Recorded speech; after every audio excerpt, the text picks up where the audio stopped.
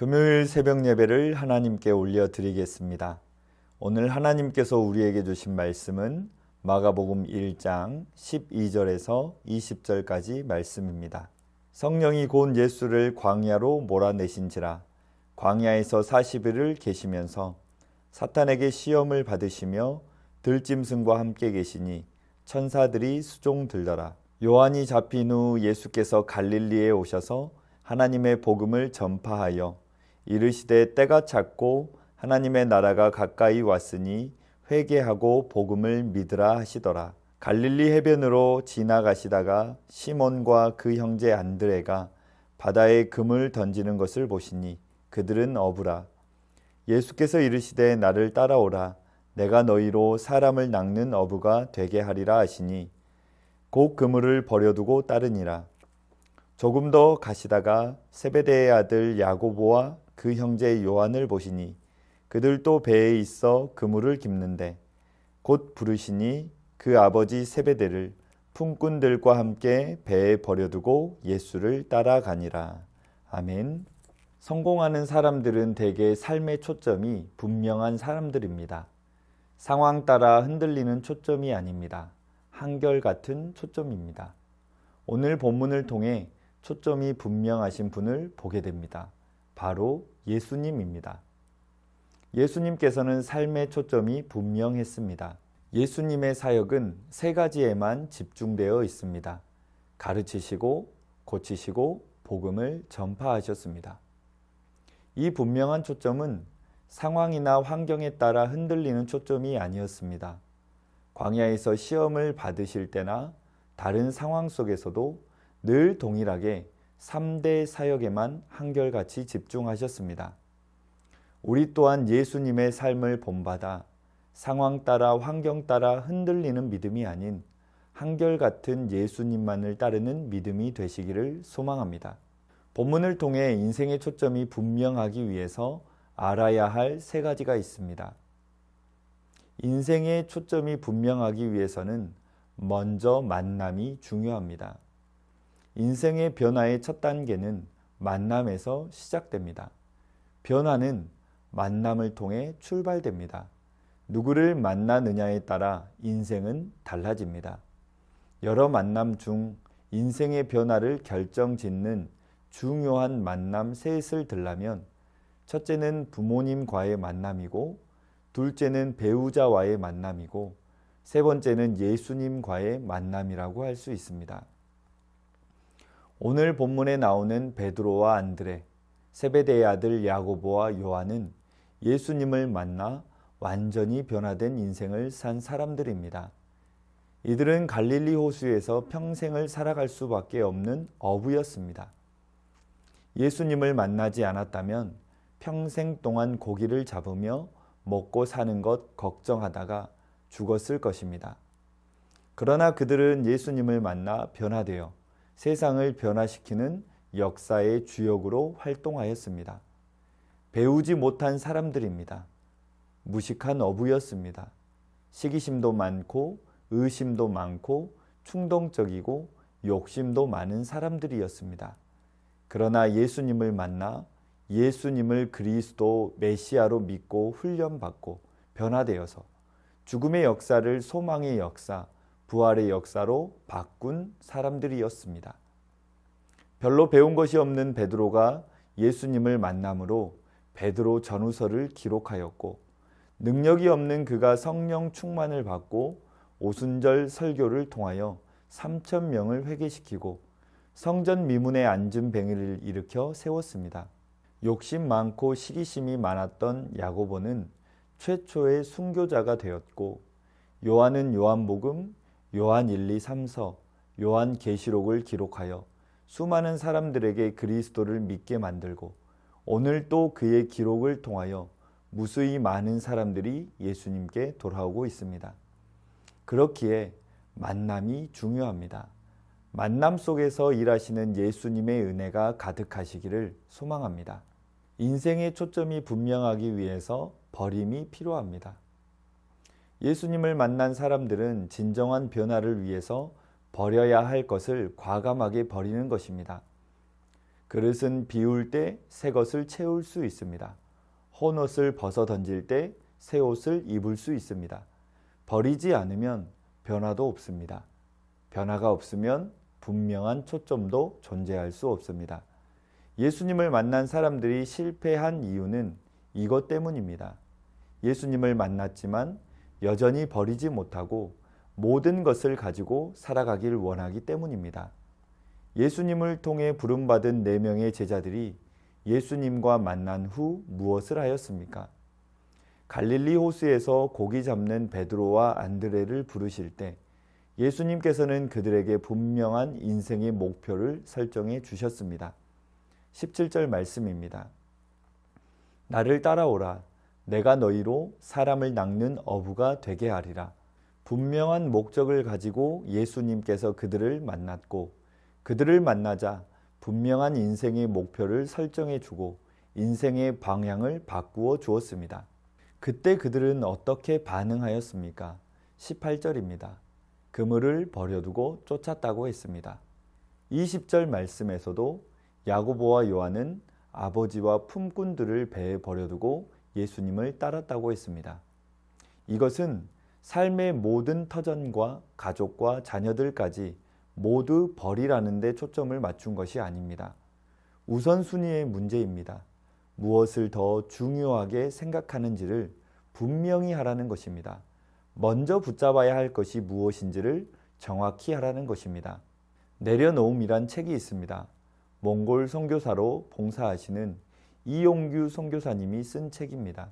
그분은 그 책에서 가장 좋은 것을 붙들기 위하여 자신이 세우는 미래의 계획을 내려놓고 물질 창고까지 하나님께 내려놓고 생명과 안전에 대한 염려와 결과를 예상하는 경험과 지식, 죄와 판단의 짐, 명예와 인정받기의 욕구, 사역의 열매를 모두 다 하나님 앞에서 내려놓아야 한다고 말하고 있습니다.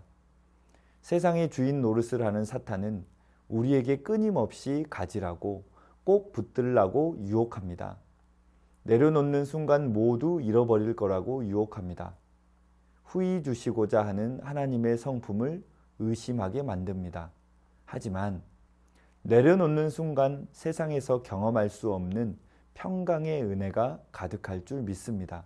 마지막으로 인생의 초점이 분명하기 위해서는 쫓아야 합니다. 분명한 초점은 쫓음을 통해 완성됩니다. 베드로와 안드레, 야고보와 요한은 예수님의 말씀을 듣고 어떻게 하였습니까? 18절 말씀에서 그물을 버려두고 쫓았다고 했습니다. 20절 말씀에서도 예수님을 따라갔다고 했습니다. 인생의 방향을 바꾼 것입니다. 이제까지는 고기를 쫓는 생활이었습니다. 눈을 감든 눈을 뜨든 오직 고기가 어디에 많이 있을까에 집중된 인생이었습니다. 기상을 볼 때 오늘은 어디로 고기가 이동할까? 고기를 어떻게 팔아야 할까? 온통 고기를 쫓는 인생이었습니다. 그러나 이제는 고기를 낚는 사람이 아니라 사람을 낚는 어부로 예수님을 쫓는 인생으로 예수님께서 변화를 주셨습니다. 예수님을 쫓는 삶을 살다 보면 예수님의 성품을 닮아가게 되어 있습니다. 사탄은 우리가 죽는 날까지 갖가지 좋은 것들을 만들어 놓고 나를 따르라고 우리를 유혹합니다. 우리를 현혹하는 갖가지 복이라는 올무를 걸어놓고 쫓아올 것을 기대하고 있습니다. 그러나 불나비처럼 그것을 쫓다가는 결국 비참한 인생이 되고 맙니다. 우리가 진정 변화된 복된 삶을 살려면 사탄을 쫓는 삶이 아니라 예수님을 쫓아야 합니다. 예수님께서는 이 부분에 대하여 아주 명료하게 말씀해 주셨습니다. 마태복음 16장 24절에서 예수께서 제자들에게 이르시되 아무든지 나를 따라오려거든 자기를 부인하고 자기 십자가를 지고 나를 쫓을 것이니라. 진정 그리스도를 따르려면 자기를 부인하라고 합니다. 부인이라는 말은 자신의 존재를 인정하지 말라는 말이 아니라 나를 주관하는 것을 바꾸라는 것입니다. 인생의 주재권을 바꾸라는 말입니다. 이제까지는 내가 살았지만 이제는 그리스도께서 내 안에 살게 하라는 것입니다.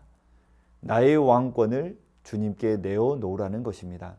나의 결정권을 주님께 주라는 것입니다. 자기에게 주어진 십자가를 지라는 말씀입니다. 자신에게 주어진 십자가를 외면하지 말라는 말입니다. 십자가는 고난을 말합니다. 십자가는 사랑을 말합니다. 십자가는 희생을 말합니다. 주어진 십자가를 질 때 은혜가 임한다는 것입니다. 그리고 예수님을 쫓으라고 말씀하고 있는 것입니다. 유능한 사람을 쫓으면 미래가 보장된다고 합니다.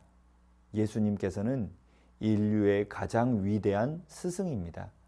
그 예수님께서 자신을 따르라고 말씀하십니다.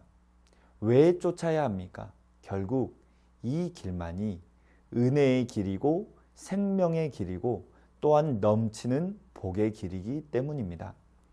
분명한 초점은 만남을 통해 시작되고 버림을 통해 성숙하고 쫓음을 통해 완성됩니다.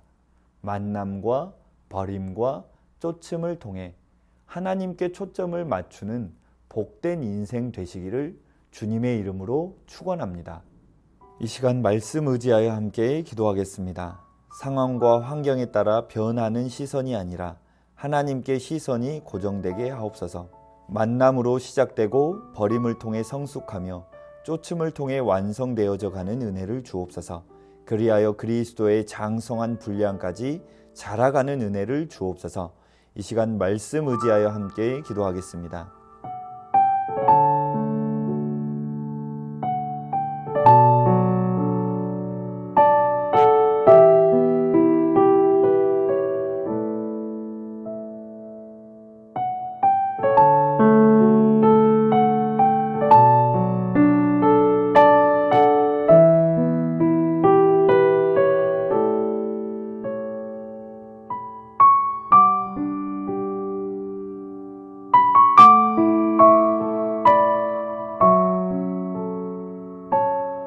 계속해서 나라와 민족 위하여 함께 기도하겠습니다.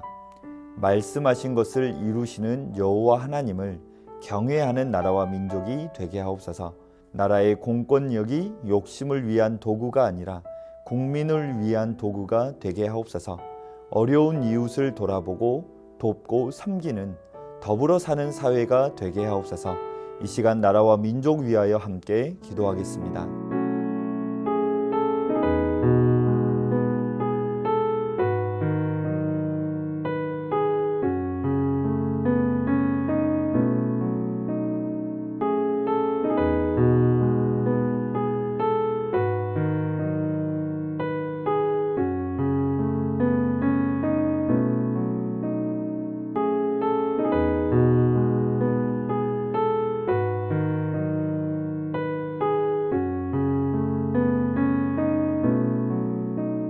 계속해서 교회를 위하여 함께 기도하겠습니다. 여호와 하나님께서 흙으로 지으심을 알고 겸손히 하나님만을 따르는 새순교회 되게 하옵소서. 담임 목사님의 영육을 강건하게 하시고 새 힘을 더하여 주옵소서. 설 명절 기간에 평안이 가득하게 하시고 주님의 사랑을 전하는 새순의 성도님들 되게 하옵소서. 이 시간 교회를 위하여 함께 기도하겠습니다.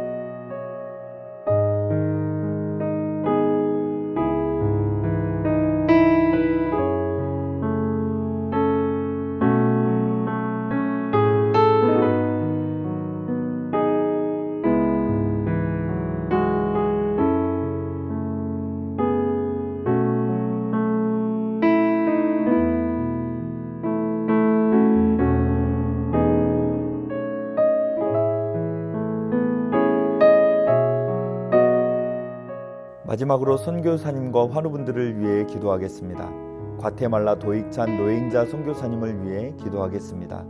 선교지 영혼들의 가난한 심령들을 위하여 중보가 끊이지 않는 안식년 되게 하옵소서. 믿지 않는 시댁과 친정 가족들이 예수님을 믿고 천국의 소망을 가지게 하옵소서. 방글라데시 박수키 선교사님을 위해 기도하겠습니다. 단독 사역이 아닌 학교 사역과 함께 어우러져 나가야 하는데 함께 동역하는 피터 권, 데이비 선교사님과 협력하여 선을 이루어가게 하옵소서. 환우분들을 위해 기도하겠습니다. 정석현 집사님의 아버님 췌장암 진단받았습니다. 모든 치료 과정 중 희망을 놓지 않고 이겨내고자 하는 의지와 체력 주시고 하나님의 동행하심을 느끼고 사랑의 하나님을 만나게 하옵소서. 염점동 집사님 점립선암 수술 이후 회복 중에 있습니다. 이후 모든 과정 가운데 하나님의 인도하심을 신뢰하게 하옵소서. 조국빈 집사님 직장암 수술 후 회복 중에 있습니다. 암세포를 남김없이 제거하여 주시고 완전히 회복시켜 주옵소서. 한양림 권사님 목 디스크 통증으로 치료받고 계십니다. 속히 통증이 사라져서 건강한 일상을 사는데 어려움 없게 하옵소서. 최기숙 집사님 유방암으로 4개월 항암 후 수술 예정입니다. 항암과 수술하는 과정 중에 하나님 역사하셔서 깨끗하게 치료되게 하옵소서. 김민정 성도님 갑상샘암 판정받았고 수술 마쳤습니다. 수술 이후 회복과 방사선 치료 가운데 함께하여 주시고 잘 견뎌낼 수 있는 힘과 믿음 허락하여 주옵소서. 이정희 집사님 담도암 수술 후 회복 중에 있습니다. 완치까지 선하게 인도하옵소서. 이용림 성도님 등에 생긴 종양 치료를 위해 항암 중입니다. 후유증 없게 하시고 완치까지 선하게 인도하옵소서. 고부덕 권사님 고관절 위쪽 엉치뼈가 골절되어 12주 진단받았습니다. 시술하지 않고 뼈가 잘 붙게 하여 주옵소서. 고노순 권사님 이전 항암이 내성이 생겨 항암 방법을 변경하게 됩니다. 검사 후 잘 맞는 항암제를 찾게 하시고 진행하는 과정 후 부작용 없이 잘 회복될 수 있도록 인도하옵소서. 노성빈 형제님 크론병을 앓고 있습니다. 주사제 치료 및 몸 관리를 잘하게 하셔서 소장의 염증이 사라지게 하시고 일상생활을 회복하게 하옵소서. 이외에도 최경아 집사님의 아버님 주한숙 권사님, 차영미 권사님, 이용금덕 권사님, 김진옥 집사님의 어머님 이기범 집사님 강동엽 어린이, 이민남 권사님 신혜남 권사님, 이춘실 집사님 김인혜 집사님, 최혁기 성도님 이길태 집사님, 김찬준 집사님 김영자 권사님, 정순금 권사님 김봉남 권사님, 김광순 권사님 박문천 집사님, 최혜랑 집사님의 아버님, 모든 환우분들의 몸과 마음을 회복시켜 주옵소서. 선교사님과 환우분들을 위해 기도한 후 개인기도 하겠습니다.